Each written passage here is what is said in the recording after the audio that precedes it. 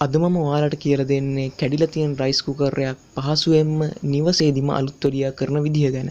එක්වන්න easy steps සමග.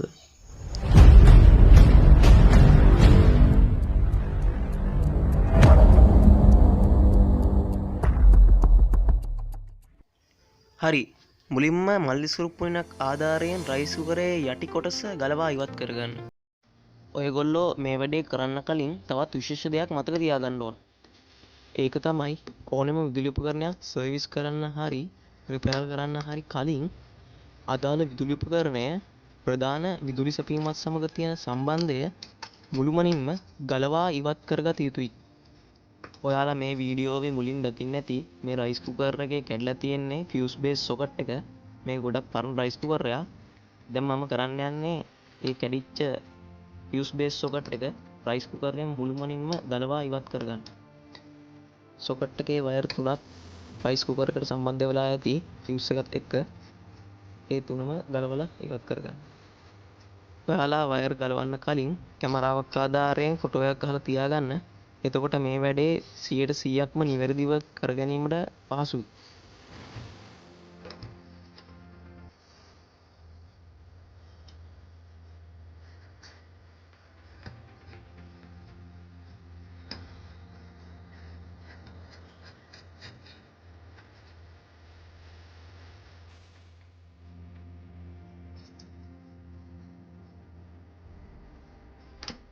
දැන් මම මේ ගලවන්නේ අර්ත් වයර් එක.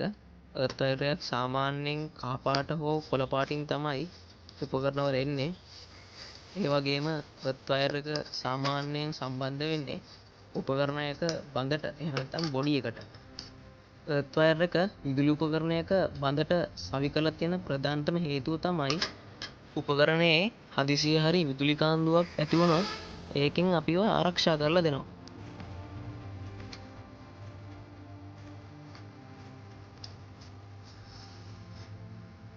දැන් මේ පෙන්වන විදිහට පිටතින් සවි කරලා තියෙන ඇන දෙකක් ගලවලා සොකට් එක එළියට ගන්න.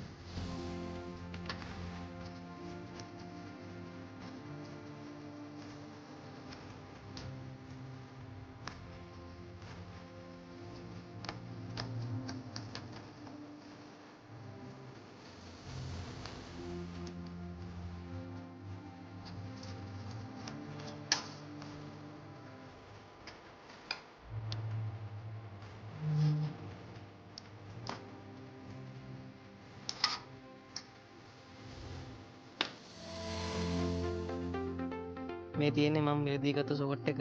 ඔයාලට පුළුවන් අර පරණ සොකට් එක වෙළඳ සැලට පෙන්නලා ඒ වගේම එකක් මිලදී ගන්න. ඒකේ කහ පාටින් හරි කොළ පාටින් හරි තියෙනවා නම් ඒක අර්ත් එක. ඒක සම්බන්ධ වෙන්න ඕන උපකරණයේ බඳට පොඩි එකට. එතකොට ෆියුස් එක සම්බන්ධ වෙන්න ඕන ඔයිල් එකේ ටර්මිනල් එකට. දැන් අපි අලුත් සොකට් එක රිප්ලේස් කරලා රයිස් කුකරය මුලින් තිබුණු විදියට නැවත හදාගමු. තව දෙයක් ඔයාලට මම කියන්නම්. මේ ෆියුස් එක සාමාන්‍ය ෆියුස් එකක් නෙමෙයි. මේක උෂ්ණත්වය මත ක්‍රියා කරන ෆියුස් එකක්. ඒ කියන්නේ තර්මල් ෆියුස් එකක්. මේ වගේ තර්මල් ෆියුස් ඔයාලට තාපන උපකරණ වල ගොඩක් වෙලාවට දැක ගන්න පුළුවන්. උෂ්ණත්වය සීමාව ඉක්මවා යෑමෙන් මේ ෆියුස් එක පිච්චිලා යනවා. ඒකෙන් තාපන නගරය ආරක්ෂා කරලා දෙනවා.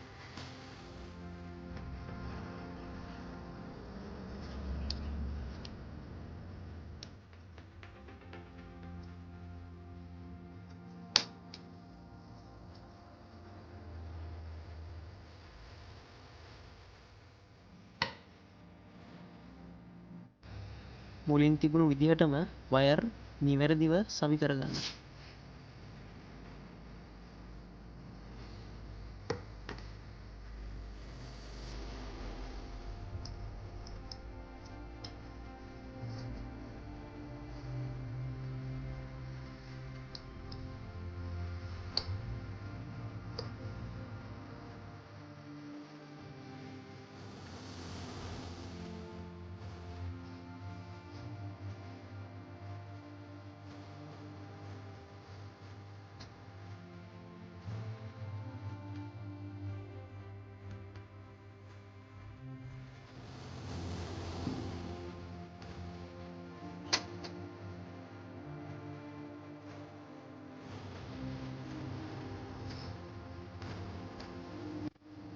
දැන් මේ මම fuse එක තමයි සවි කරන්නේ. ඒක සවි කරන්න ඕන පොයිල් එකේ ටර්මිනල් එකට.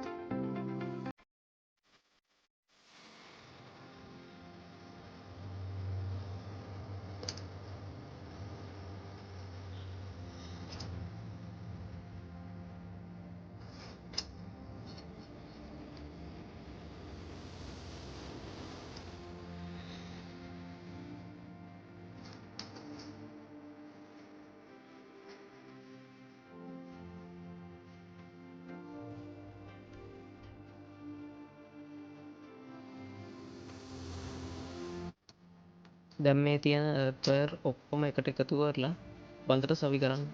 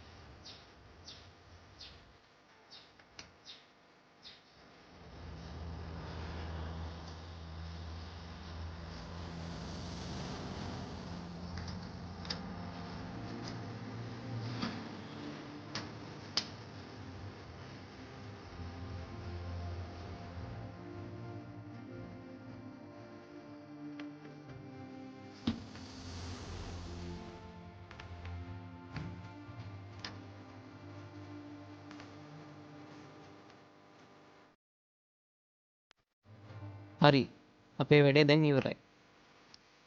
දැන් අපි විදුලිසෙටුවීමක් දීලා බලමු මේක 100%ක්ම වැඩ කරනවා කියලා. මේ විදිහට පවර් කෝඩ් එක නිවැරදිව ලූස් නැතිව ටයිට් එකට ගහන්න ඕන. ලූස් එකට ගැහුවොත් එහෙම ඒත් සොකට් එක පිච්චිලා යන්න පුළුවන්. හරි රයිස් කුකර් එක නම් වැඩ කරනවා. හරි ඔයාලට මේ වීඩියෝව ප්‍රයෝජනවත් වුණා කියලා හිතනවා නම් ලයික් එකක් දීලා අනිත් අයටත් බලන්න ෂෙයා කරන්න අමතක කරන්න එපා. ඒ වගේම අපේ channel එක subscribe කරලා අපත් සමග එකතු වෙන්න.